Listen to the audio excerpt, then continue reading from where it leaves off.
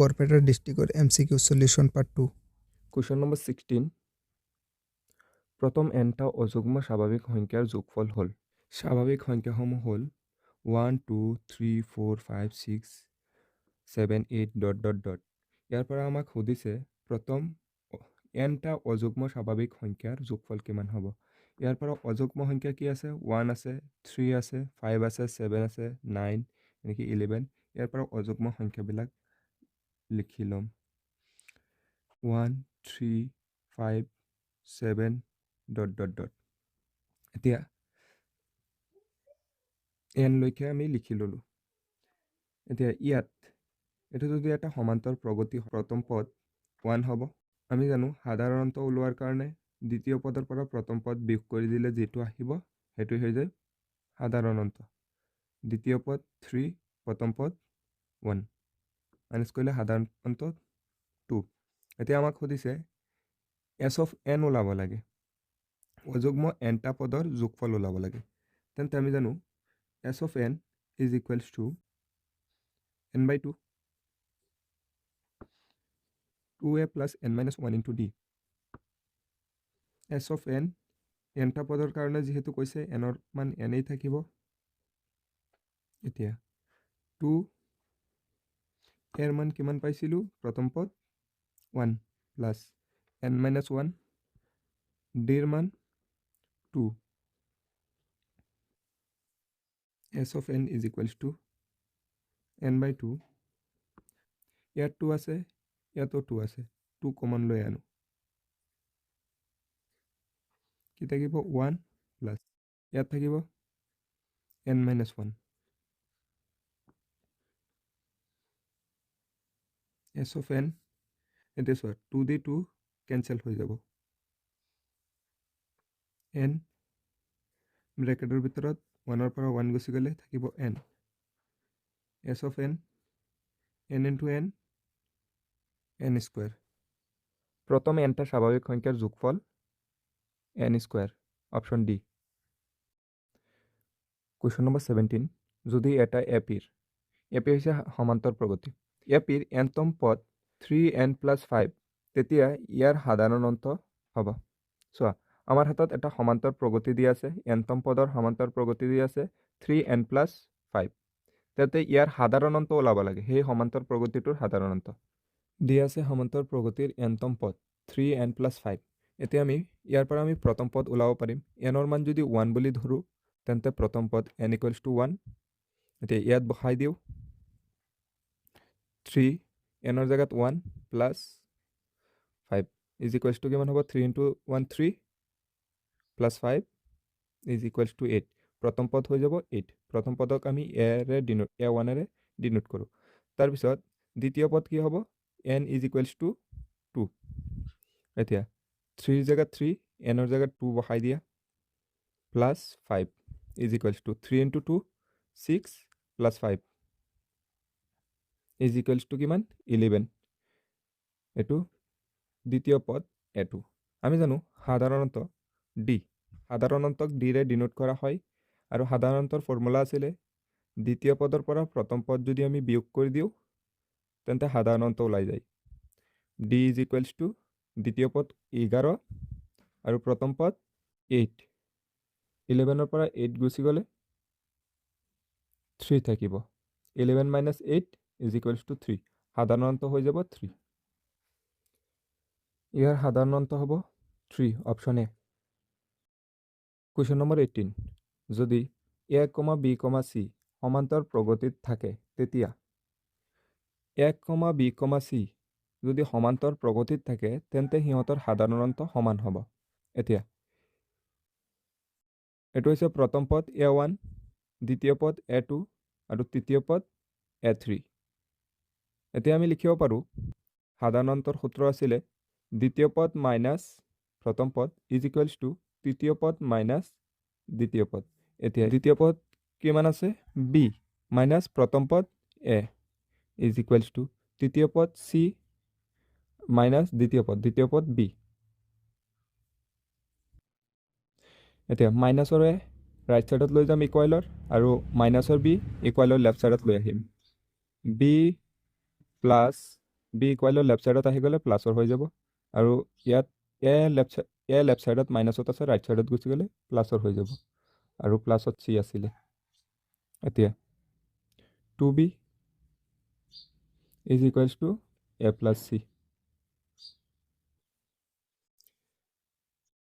Question number 18 option C 2b is equals to A plus C. Question number 19 ত্ৰিভুজ A B চিৰ P Q সমান্তৰাল B C যদি P B is equals to 6 centimetre, A P is equals to 4 centimetre আৰু ইয়াত এ দি আছে, এ নহয়, ইয়াত A Q হ'ব, A Q is equals to 8 centimetre, তেতিয়া এ চিৰ দৈৰ্ঘ্য হ'ব। আমাৰ হাতত দি আছে ত্ৰিভুজ এ বি চিৰ পি কিউ বি চিৰ সমান্তৰাল বুলি কৈ দিছে। আমি বি চিৰ সমান্তৰালকৈ পি কিউ এডাল ৰেখা অংকন কৰিলোঁ। আমি জানো এটা ত্ৰিভুজৰ এটা বাহুৰ সমান্তৰালকৈ অঁকা ৰেখাডালে আন দুটা বাহুক সমান অনুপাতত বিভক্ত কৰে। তেন্তে আমি লিখিব পাৰোঁ A P by P B is equals to A Q by Q C. এতিয়া আমাৰ হাতত দিয়া আছিলে P B is equals to 6 centimetre, A P is equals to 4 centimetre আৰু A Q is equals to 8 centimetre. উলিয়াব লাগে যে এ চিৰ দৈৰ্ঘ্য, যিহেতু ইয়াত এ চি নাই, প্ৰথমতে এ চি ওলোৱাৰ কাৰণে প্ৰতিক্ৰম ওলাম। প্ৰতিক্ৰম লৈ লিখিব পাৰোঁ P B by A P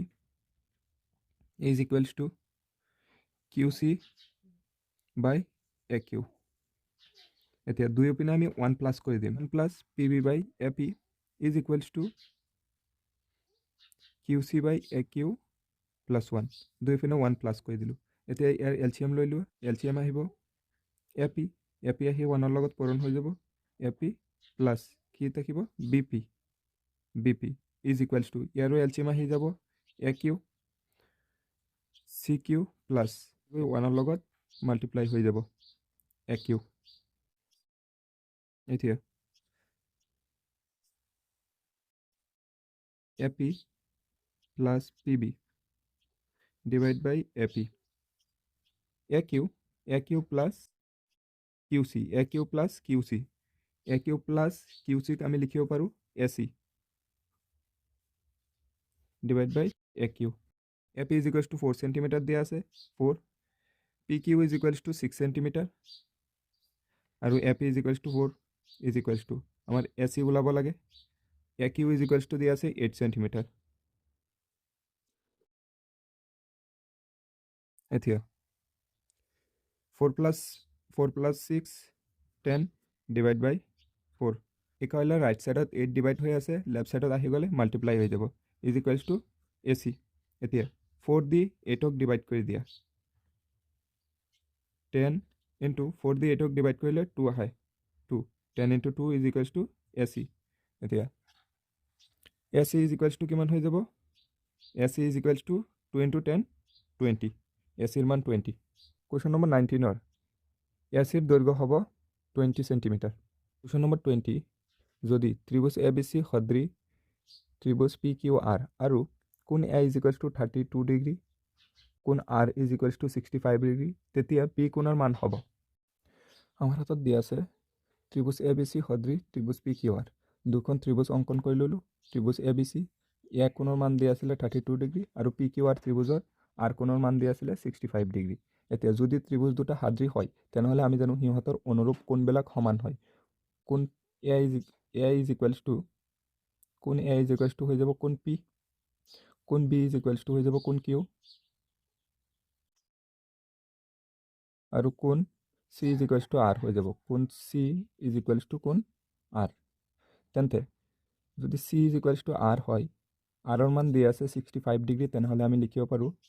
C is equals two 65 degree. তেন্তে চি কোণৰ মান আহি যাব 65 ডিগ্ৰী। এতিয়া আমাক সুধিছে বি কোণৰ মান কি হ'ব। আমি জানো ত্ৰিভুজৰ অন্তঃকোণ তিনিটাৰ যোগফল 180 ডিগ্ৰী হয়, কোণ এ প্লাছ কোণ বি প্লাছ কোণ C is equals to 180 degree হ'ব। এতিয়া ইয়াত এ ইজ ইকুৱেলছ টু দিয়া আছে 32 ডিগ্ৰী, কোণ এৰ মান দিয়া আছিলে 32 ডিগ্ৰী, আমি লিখিব পাৰোঁ কোণ এৰ জেগাত 32 ডিগ্ৰী প্লাছ বি কোণ ওলাব লাগে, চি কোণৰ মান আমি কেলকুলেট কৰি পালোঁ, যিহেতু দুটা ত্ৰিভুজ সদৃশ তেনেহ'লে চি কোণ কাৰ লগত সমান হ'ব আৰৰ লগত সমান হ'ব আৰ যদি 65 তেনেহ'লে চি 65 হ'ব 65 degree is equals to 180 degree এতিয়া 32 ডিগ্ৰী আৰু 65 ডিগ্ৰী যোগ কৰিলে হৈ যাব 97 ডিগ্ৰী প্লাছ কোণ B is equals to 180 degree 97 ইকুৱেলৰ লেফ্ট ছাইডত প্লাছত আছে ৰাইট ছাইডত গুচি গ'লে মাইনাছৰ হৈ যাব কোণ B is equals to 180 degree minus 97 degree কোণ বি ইজ ইকুৱেলছ টু 180ৰ পৰা 97 গুচি গ'লে 83 ডিগ্ৰী বি কোণৰ মান হ'ব 83 ডিগ্ৰী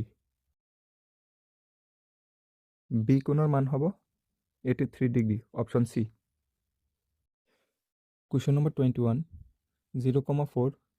0,0 আৰু 3,0 শীৰ্ষ বিন্দু বিশিষ্ট ত্ৰিভুজৰ পৰিসীমা হ'ব আমাৰ হাতত তিনিটা বিন্দু দিয়া আছে আৰু ত্ৰিভুজৰ পৰিসীমা সুধিছে প্ৰদত্ত বিন্দুকেইটাক পি কিউ আৰেৰে নামাকৰণ কৰিলোঁ এতিয়া এখন ত্ৰিভুজ অংকন কৰিলোঁ পি বিন্দু 0,4 কিউ বিন্দু 0,0 দিয়া আছিলে আৰু আৰ বিন্দু 3,0 বুলি ধৰি ল'লোঁ এতিয়া আমি জানো ত্ৰিভুজৰ পৰিসীমা হৈছে ত্ৰিভুজ তিনিটাৰ বাহুৰ যোগফল এতিয়া তিনিটা বাহুৰ যোগফল যদি ওলাই দিব পাৰোঁ তেনেহ'লে ইয়াৰ পৰিসীমা ওলাই যাব এতিয়া চোৱা আমি যদি প্ৰথমতে ওলাম পি কিউৰ দৈৰ্ঘ্য তাৰপিছত কিউ আৰৰ দৈৰ্ঘ্য তাৰপিছত পি আৰৰ দৈৰ্ঘ্য তিনিওটা দৈৰ্ঘ্য যোগ কৰি দিলে যিটো মান ওলাব সেইটোৱে হ'ব ত্ৰিভুজৰ পৰিসীমা দুটা বিন্দু দিয়া থাকে সিহঁতৰ মাজৰ দূৰত্ব যদি আমাৰ হাতত x1, y1 আৰু x2, y2 সিহঁতৰ মাজৰ দূৰত্বৰ সূত্ৰ আছিলে x2 minus x1 whole square plus y2 minus y1 whole square এতিয়া চোৱা প্ৰথম পি কিউৰ দৈৰ্ঘ্য ওলাম প্ৰথম বিন্দুটোক x1, y1 ৰূপত ল'ম আৰু দ্বিতীয় বিন্দুক x2, y2 ৰূপত ধৰি ল'ম এতিয়া পি কিউৰ মাজৰ দূৰত্ব হ'ব P Q is equals to root over কি আছিলে x2 মাইনাছ x1 ইয়াত x2 কি বুলি ধৰিছোঁ 0 মাইনাছ x1 কিমান 0 whole square plus y2 minus y1 whole square y2 কিমান 0 মাইনাছ y1 কিমান 4 হোল স্কুৱাৰ এতিয়া 0 মাইনাছ 0 হোল স্কুৱাৰ মানে 0 আৰু 0 মাইনাছ 4 মানে কি মাইনাছৰ 4 মাইনাছৰ 4ক যেতিয়া স্কুৱাৰ কৰি দিম কি হৈ যাব 16 এতিয়া 0 প্লাছ 16 মানে 16 16ৰ ৰুট কিমান 4 একক তাৰপিছত আকৌ কিউ আৰৰ মাজত দূৰত্ব লৈ ল'ম এইটো যদি x2 y2 তেনেহ'লে এইটো x1 y1 ৰূপে লৈ ল'ম তাৰপিছত কিউ আৰৰ মাজত দূৰত্ব নহ'লে আৰ কিউ বুলি কৈ আছোঁ আৰ কিউৰ মাজত দূৰত্ব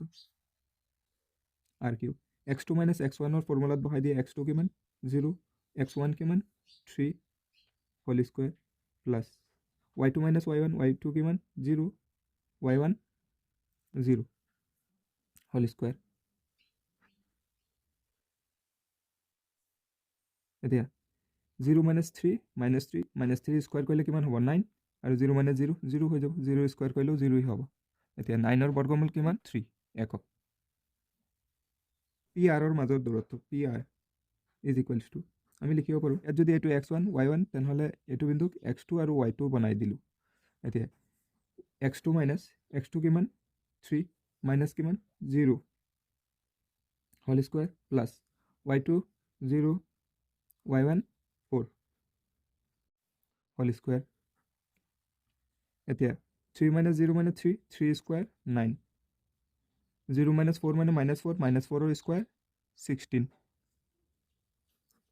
9 প্লাছ 16 25 ইজ ইকুৱেলছ টু কিমান আহি যাব 5 25ৰ বৰ্গমূল 5 একক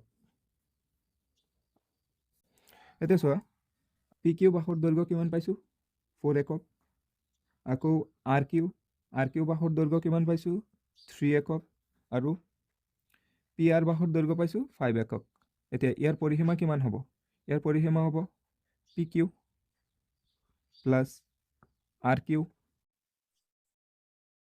plus P R P Q plus R Q plus P R গোটেইখিনি মান বহাই দিয়া পি কিউ আছে 4 আৰ কিউ আছে 3 আৰু পি আৰ আছে 5 যোগ কৰি দিলে 4 + 3 7 7 + 5 12 একক পৰিসীমা হৈ যাব 12 একক ত্ৰিভুজৰ পৰিসীমা হ'ব option number D question number 22 এটা আয়তত তিনিটা শীৰ্ষবিন্দু 0,0, 2,0 আৰু 0,3 হ'লে চতুৰ্থ বিন্দুটো হ'ব তো আমাৰ হাতত দিয়া আছে এটা আয়তত তিনিটা শীৰ্ষবিন্দু দিয়া আছে আমি জানো আয়তৰ চাৰিটা শীৰ্ষবিন্দু থাকে তেন্তে আমি চতুৰ্থ শীৰ্ষবিন্দু উলিয়াব লাগে আমি XY সমতল অংকন কৰি ল'লোঁ য'ত আমাৰ হাতত দিয়া আছে তিনিটা শীৰ্ষবিন্দু আমি যদি XY সমতলত বহাওঁ প্ৰথম বিন্দুটো চোৱা 0,0, 0,0 মূল বিন্দুত বহিব তাৰপিছত দিয়া আছে 2,0, 2,0 আৰু 0,3 y অক্ষৰ ওপৰত x অক্ষত 2 একক আৰু y অক্ষত 3 একক তেনেহ'লে আমাৰ চতুৰ্থ বিন্দুটো কি হ'ব 2,3 শুদ্ধ উত্তৰটো হ'ব C 2,6